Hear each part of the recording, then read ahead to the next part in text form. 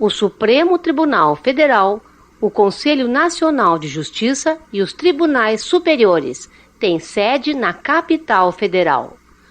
O Supremo Tribunal Federal e os tribunais superiores têm jurisdição em todo o território nacional. Lei complementar de iniciativa do Supremo Tribunal Federal disporá sobre o Estatuto da Magistratura, observados os seguintes princípios: ingresso na carreira, cujo cargo inicial será de juiz substituto, através de concurso público de provas e títulos, com a participação da Ordem dos Advogados do Brasil em todas as suas fases, exigindo-se do bacharel em Direito, no mínimo 3 anos de atividade jurídica e obedecendo-se, nas nomeações, à ordem de classificação. Promoção de entrância para entrância, alternadamente por antiguidade e merecimento, atendidas as seguintes normas. É obrigatória a promoção do juiz que figure por 3 vezes consecutivas ou 5 alternadas em lista de merecimento. A promoção por merecimento pressupõe 2 anos de exercício na respectiva entrância e integrar o juiz a primeira a quinta parte da lista de antiguidade desta, salvo se não houver com tais requisitos quem aceite o lugar vago. Na apuração de antiguidade, o tribunal somente poderá recusar o juiz mais antigo, pelo voto fundamentado de 2/3 de seus membros, conforme procedimento próprio e assegurada ampla defesa, repetindo-se a votação até fixar-se a indicação.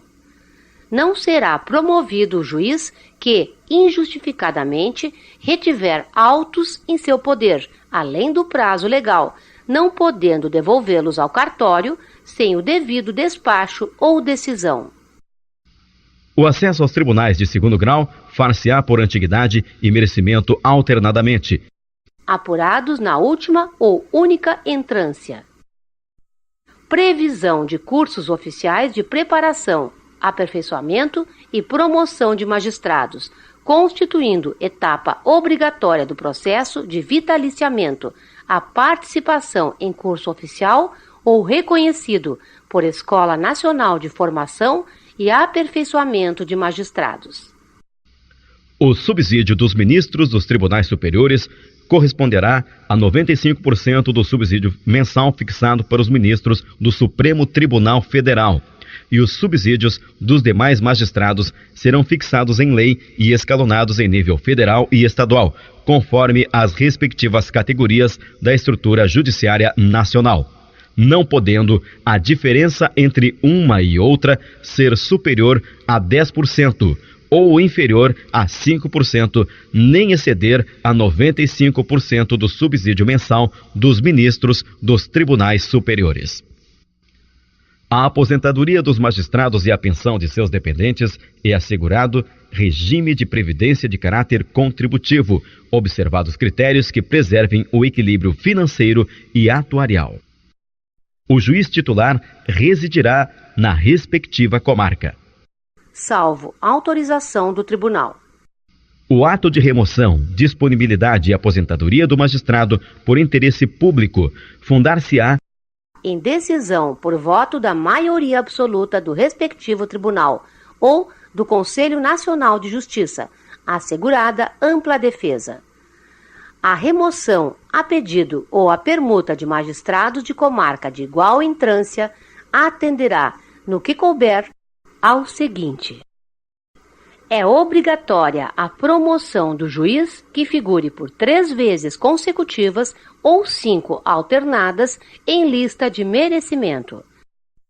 A promoção por merecimento pressupõe 2 anos de exercício na respectiva entrância e integrar o juiz a primeira a quinta parte da lista de antiguidade desta, salvo se não houver com tais requisitos quem aceite o lugar vago.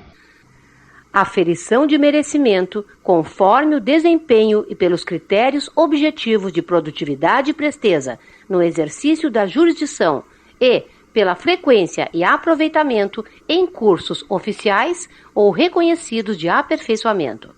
Não será promovido o juiz que injustificadamente retiver autos em seu poder além do prazo legal, não podendo devolvê-los ao cartório sem o devido despacho ou decisão.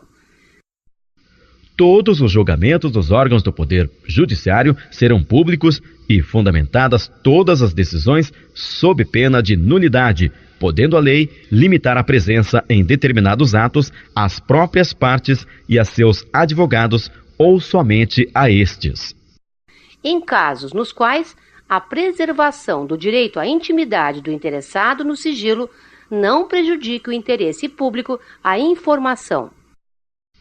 As decisões administrativas dos tribunais serão motivadas e em sessão pública, sendo as disciplinares tomadas pelo voto da maioria absoluta de seus membros.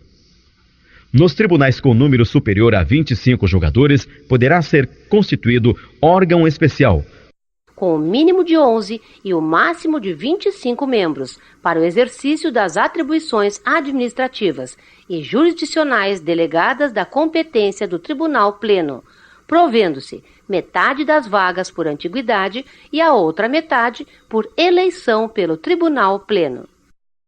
A atividade jurisdicional será ininterrupta, sendo vedado férias coletivas nos juízos e tribunais de segundo grau, funcionando nos dias em que não houver expediente forense normal, juízes em plantão permanente. O número de juízes na unidade jurisdicional será proporcional à efetiva demanda judicial e à respectiva população. Os servidores receberão delegação para a prática de atos de administração e atos de mero expediente sem caráter decisório. A distribuição de processos será imediata em todos os graus de jurisdição. As chamadas garantias funcionais do Judiciário, estabelecidas em favor dos magistrados, objetivam o pleno exercício da função jurisdicional, de forma impávida e segura, já que aos juízes incumbe decidir até mesmo contra o Executivo e o Legislativo. São constitucionalmente previstas: vitaliciedade, inamovibilidade e irredutibilidade de subsídio. Vitaliciedade, que no primeiro grau só será adquirida após 2 anos de exercício, dependendo a perda do cargo nesse período de deliberação do tribunal a que o juiz estiver vinculado, e nos demais casos de sentença judicial transitada em julgado. Exprime a vinculação do juiz ao cargo. Não se trata de privilégio, mas sim de condição indispensável para o exercício da judicatura. Ao tornar-se vitalício, o juiz não pode mais ser afastado de seu cargo, a não ser por vontade própria, aposentadoria ou sentença judicial transitada em julgado. A aquisição da vitaliciedade se dá aos juízes de primeiro grau após 2 anos de efetivo exercício, tendo que antes desse período pode o juiz perder o cargo, também em virtude de deliberação do tribunal ao qual esteja vinculado.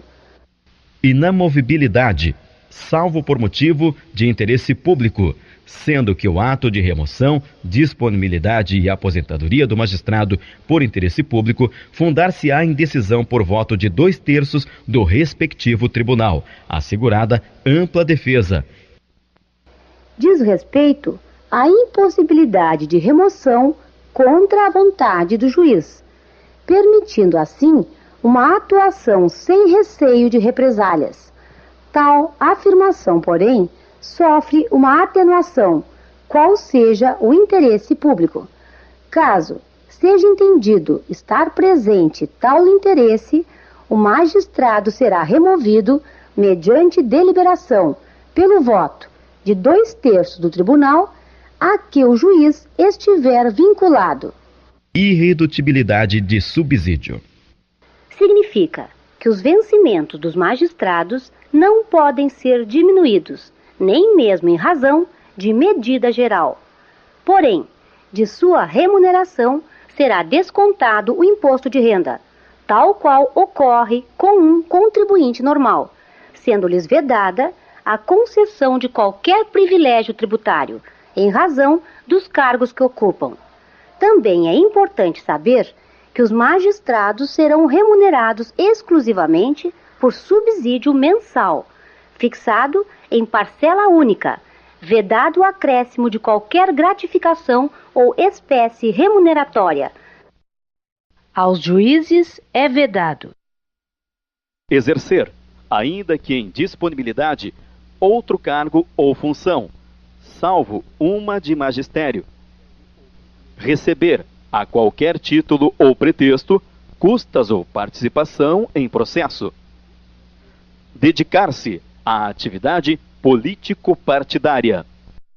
Receber, a qualquer título ou pretexto, auxílios ou contribuições de pessoas físicas, entidades públicas ou privadas, ressalvadas as exceções previstas em lei.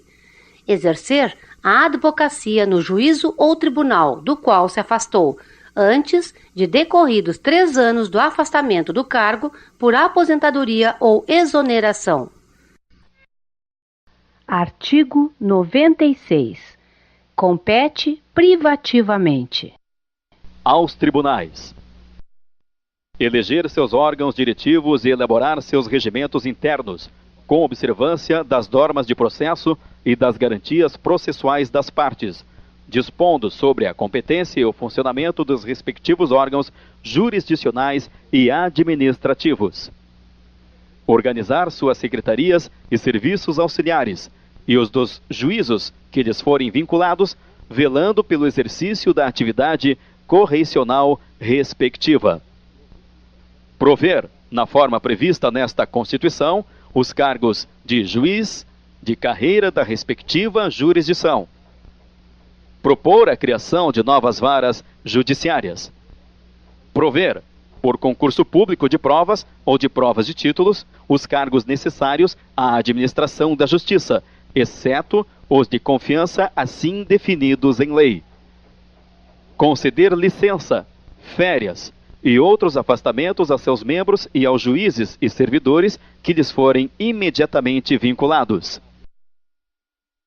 Ao Supremo Tribunal Federal, aos tribunais superiores e aos tribunais de justiça, cabe propor ao Poder Legislativo respectivo a alteração do número de membros dos tribunais inferiores, a criação e a extinção de cargos e a remuneração dos seus serviços auxiliares e dos juízos que lhes foram vinculados, bem como a fixação do subsídio de seus membros e dos juízes, inclusive dos tribunais inferiores, onde houver. Foi tirada dos tribunais superiores a competência para a fixação, pela sua vontade, por projeto de lei de iniciativa própria, dos subsídios dos seus próprios membros. Como a lei que vai fixar os subsídios dos ministros do Supremo Tribunal Federal é projeto de iniciativa conjunta dos presidentes da República, da Câmara dos Deputados, do Senado Federal e do Superior Tribunal Federal, e como os membros dos tribunais superiores receberão subsídios na ordem de 95% daquele fixado para os ministros do STF, desaparece a possibilidade de inovação da matéria. A lei agora apenas vai formalizar o valor a partir do percentual fixado pelo artigo 93, inciso 5º. Já os subsídios dos membros dos tribunais inferiores serão fixados por lei, cuja iniciativa compete ainda a estes e também nos mesmos limites percentuais determinado pelo artigo 93, inciso 5º. Compete também privativamente ao Supremo Tribunal Federal, aos tribunais superiores e aos tribunais de justiça propor ao Poder Legislativo respectivo a criação ou extinção dos tribunais inferiores e a alteração da organização e da divisão judiciárias. Cabe aos tribunais de justiça julgar os juízes estaduais e do Distrito Federal e territórios, bem como os membros do Ministério Público, nos crimes comuns e de responsabilidade, ressalvada a competência da Justiça Eleitoral. Dispõe-se, neste artigo, os limites do poder que a Constituição dá aos tribunais, no sentido de administrar sua organização. Assim, os tribunais poderão gerir seus próprios interesses, sua organização e funcionamento, ficando livres de qualquer interferência dos demais poderes. Essa autonomia dará aos tribunais mais independência, livrando-o do jogo de interesses, com que poderia sofrer pressões do poder executivo, particularmente rico em interesses escusos de eventuais ocupantes corruptos do poder. Mas a função principal dos tribunais e juízes, como já foi dito, é julgar os casos concretos que lhes são submetidos. Artigo 97. Somente pelo voto da maioria absoluta de seus membros ou dos membros do respectivo órgão especial poderão os tribunais declarar a inconstitucionalidade de lei ou ato normativo do poder público. Uma das funções do Poder Judiciário, fora julgar cada caso concreto, é analisar leis e declará-las inconstitucional, isto é, contrárias à Constituição e, portanto, inválidas. Para que essa providência seja séria e segura e não sofra riscos de precipitação ou má análise, a Constituição exige que nessa atividade o Judiciário tenha certeza do que está fazendo. E para isto, será necessário que mais da metade dos juízes do tribunal julguem, isto é, sentenciem a lei inconstitucional.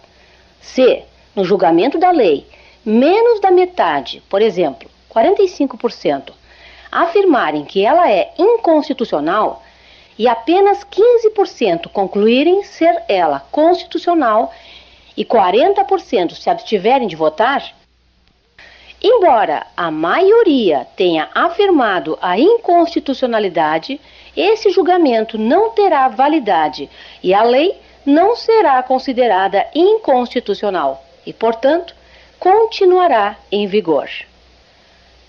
Artigo 98. A União, no Distrito Federal e nos territórios, e os estados criarão juizados especiais providos por juízes togados ou togados e leigos, competentes para a conciliação, o julgamento e a execução de causas cíveis de menor complexidade e infrações penais de menor potencial ofensivo, mediante os procedimentos oral e sumaríssimo, permitido nas hipóteses previstas em lei, a transação e o julgamento de recursos por turmas de juízes de primeiro grau. Também, justiça de paz, remunerada, composta de cidadãos eleitos pelo voto direto, universal e secreto, com mandato de 4 anos e competência para, na forma da lei, celebrar casamentos, verificar de ofício ou em face de impugnação apresentada o processo de habilitação e exercer atribuições conciliatórias sem caráter jurisdicional, além de outras previstas na legislação. Juízes togados são juízes de carreira que prestaram concurso público. Juízes leigos são aqueles designados para fazer conciliação, mas que não prestaram concurso público. Era o caso dos juízes classistas, atualmente extintos. Obrigou a Constituição a criação de juízos de pequenas causas, cíveis e criminais, procurando resolver os problemas da morosidade da justiça e da inacessibilidade aos pobres. É fácil de entender.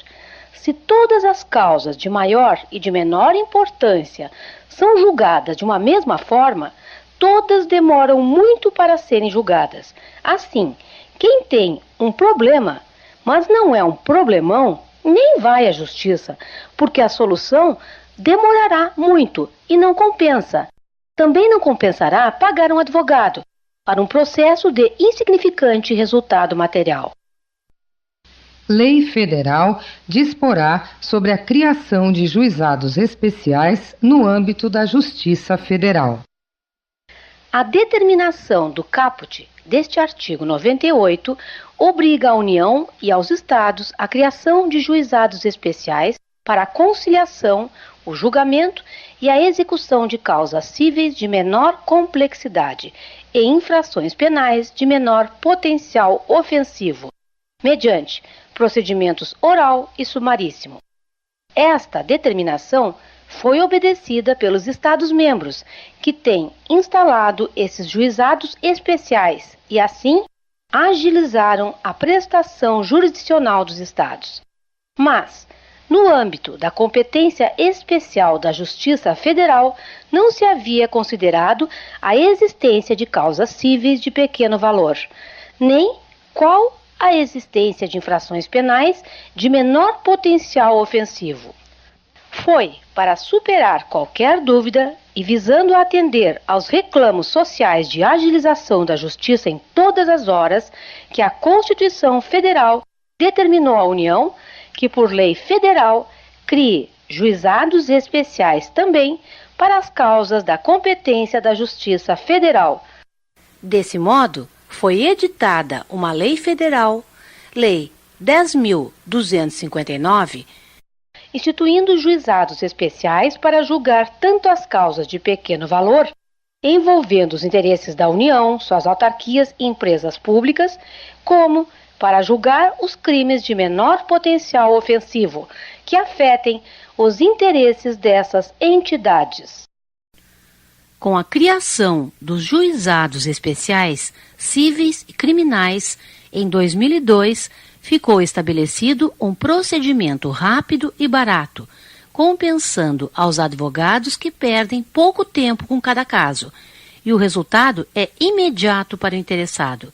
Por outro lado, a justiça ordinária ficou desafogada das causas de menor valor e importância e de delitos de menor potencial ofensivo, considerados todos aqueles em que a lei comine pena máxima não superior a 2 anos. Ficando desafogada, a justiça pôde se concentrar melhor nas causas mais difíceis, tornando-se mais eficiente e mais rápida. As custas e emolumentos serão destinados exclusivamente ao custeio dos serviços afetos às atividades específicas da Justiça. Artigo 99. Ao Poder Judiciário é assegurada autonomia administrativa e financeira. Com autonomia administrativa e financeira, o Judiciário terá uma fatia do orçamento público e poderá melhor administrar seu dinheiro, em razão de suas necessidades e interesses, preservando sua liberdade no julgamento dos processos. Os tribunais elaborarão suas propostas orçamentárias dentro dos limites estipulados conjuntamente com os demais poderes na Lei de Diretrizes Orçamentárias. Elaborar proposta orçamentária não significa elaborar o orçamento. As propostas serão, no âmbito federal, remetidas ao Presidente da República, que as consolidará no projeto de lei orçamentária anual, o qual será posteriormente remetido ao Congresso Nacional. O encaminhamento da proposta, ouvidos os outros tribunais interessados, compete, no âmbito da União, aos presidentes do Supremo Tribunal Federal e dos tribunais superiores com a aprovação dos respectivos tribunais. No âmbito dos estados e no do Distrito Federal e Territórios, aos presidentes dos tribunais de justiça com a aprovação dos respectivos tribunais. Se os órgãos referidos anteriormente não encaminharem as respectivas propostas orçamentárias dentro do prazo estabelecido na Lei de Diretrizes Orçamentárias, o Poder Executivo considerará, para fins de consolidação da proposta orçamentária anual, os valores aprovados na lei orçamentária vigente, ajustados de acordo com os limites estipulados, os demais poderes na Lei de Diretrizes Orçamentárias. Se as propostas orçamentárias forem encaminhadas em desacordo com os limites estipulados, o Poder Executivo procederá aos ajustes necessários para fins de consolidação da proposta orçamentária anual. Durante a execução orçamentária do exercício, não poderá haver a realização de despesas ou a assunção de obrigações que extrapolem os limites estabelecidos na Lei de Diretrizes Orçamentárias, exceto se previamente autorizadas e mediante a abertura de créditos suplementares ou especiais. Artigo 100.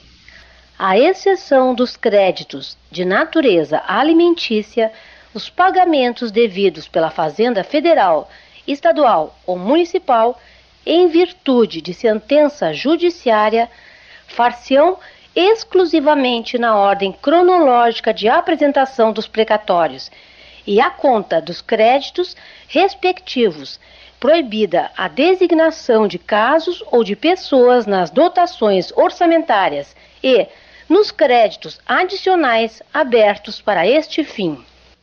Precatório.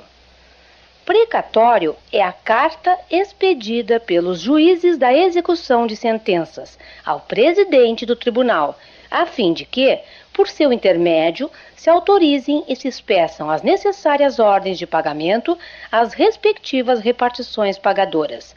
No precatório, devem ser indicadas a quantia a ser paga e a pessoa a quem a mesma se destina. Além disso, deve ser acompanhado de várias peças do processo, inclusive cópia autêntica da sentença e do acórdão, que a tenha confirmado, e também da certidão da conta de liquidação. Todo indivíduo que ganha uma ação contra a Fazenda Pública deverá receber seu dinheiro não imediatamente, mas através de precatório. Só excepciona a Constituição Federal em relação aos créditos de alimentos, que são fundamentais para a sobrevivência da família. É obrigatória a inclusão no orçamento das entidades de direito público de verba necessária ao pagamento de seus débitos oriundos de sentenças transitadas em julgado, constantes de precatórios judiciários apresentados até 1º de julho, fazendo-se o pagamento até o final do exercício seguinte, quando terão seus valores atualizados monetariamente. Os débitos de natureza alimentícia compreendem aqueles decorrentes de salários, vencimentos, proventos, pensões e suas complementações, benefícios previdenciários e indenizações por morte ou invalidez, fundadas na responsabilidade civil em virtude de sentença transitada em julgado.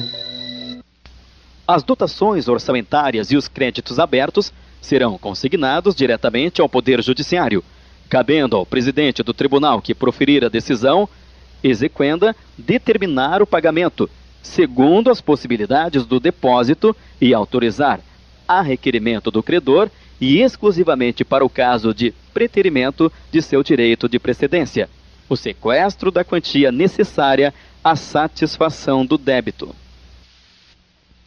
Dotações orçamentárias. Dotações orçamentárias é o conjunto de renda, money, tutu, bufunfa, designadas em orçamento para fazer face a determinado serviço público. Decisão exequenda. É a decisão que está em execução. Sequestro. É a medida preventiva que consiste na apreensão e depósito da coisa móvel e imóvel.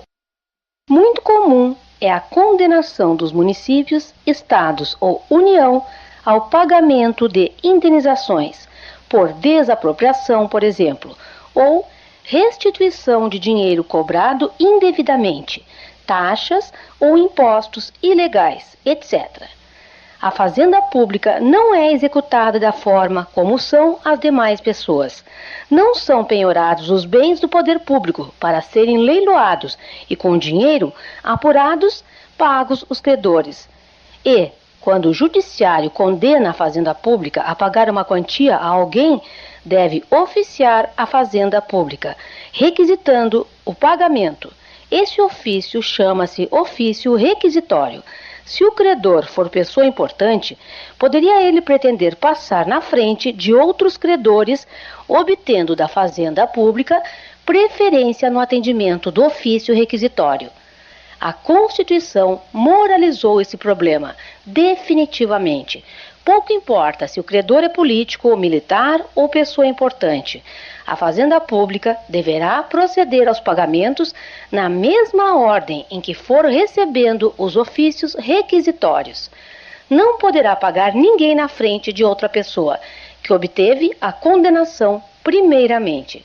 E, mais ainda, o dinheiro não será pago diretamente ao credor, mas será entregue ao judiciário, que repassará ao credor, observada aquela ordem de preferência.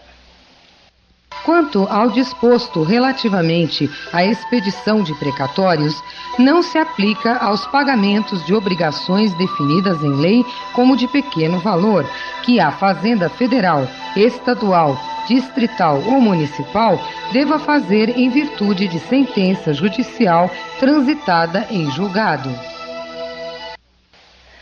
A exclusão das dívidas de pequeno valor da fila dos precatórios visa a reparar uma grande injustiça social. Credores de importâncias pequenas, mas significativas para suas pequeninas forças econômicas, ficavam na fila dos precatórios, aguardando anos a fio que o poder público cumprisse a rigorosa ordem de pagamento dos requisitórios judiciais. A par dessa injustiça, desmoralizava-se o judiciário, retirando-lhe a força até mesmo para obrigar o executivo a pagar pequenas dívidas, que, lançadas na ordem dos precatórios, só seriam pagas pelos sucessores dos atuais governantes, que desdenhavam o pequeno credor e a própria justiça. Tão logo seja editada a lei complementar que defina as obrigações que serão consideradas de pequeno valor, não só os pequenos credores se sentirão seguros em buscar o judiciário, como o juiz terá poderes para determinar o pagamento dessas dívidas e sua inclusão no orçamento municipal, independentemente da precedência de outras dívidas maiores que estarão na fila dos precatórios. São vedados a expedição de precatório complementar ou suplementar de valor pago, bem como fracionamento, repartição ou quebra do valor da execução, a fim de que seu pagamento não se faça em parte na forma estabelecida anteriormente e, em parte, mediante expedição de precatório.